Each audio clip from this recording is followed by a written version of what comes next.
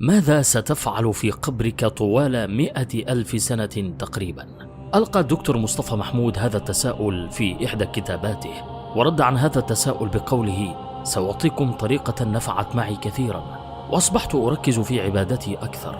القبر مخيف طبعا لغير الصالحين، فكرت في ذلك وأنا الآن عمري 54 سنة وكاره للدنيا وما فيها. طيب، ماذا سأعمل عندما أسكن بالقبر 100,000 سنة وحدي؟ عمرك تخيلت؟ لذلك بدأت أعمل كالتالي: أنا سأموت وعندي قبر فارغ أسود مظلم تماما. هذا القبر إذن بحاجة للأثاث، فصرت أتخيل كل استغفار أستغفره وكأني أرسله إلى قبري ينتظرني هناك لكي يؤنس وحدتي. والله لا أمزح، بدأت بعملية أثاث كامل. زاوية القبر هذه أملأها بالآلاف من التسبيحات. هنا من عندي رأسي 300 ختمة قرآن على الأقل.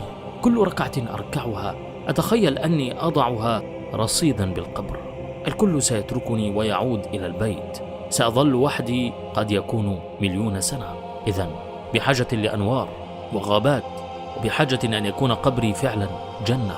أتخيل الحوقلة والذكر والقرآن والتشهد والصدقة كلهم حولي، هناك نضحك ونتكلم، وتأتي الصلاة على الرسول صلى الله عليه وسلم تشاركنا الجلسة.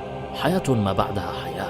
أليس أفضل من أني أنزل هناك أجد غيبة ونميمة، وأجد كل أعمالي كانت لمطالب الدنيا ولا شيء لوجه الله، ولا ينتظرني إلا الهم والعذاب والضرب والسواد والحساب الشديد؟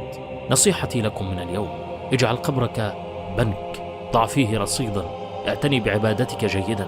والله أنت حتى في قبرك ستشكرني من هناك.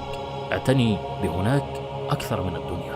الآن أنت بين أهلك، تأكل وتشرب وتنام، وعندك كل مطالبك، ومع هذا نكره حتى حالنا، فما بالك تحت الأرض؟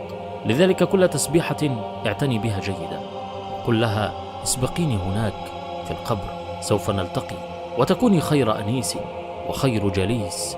فاللهم ارزقنا حسن الخاتمة.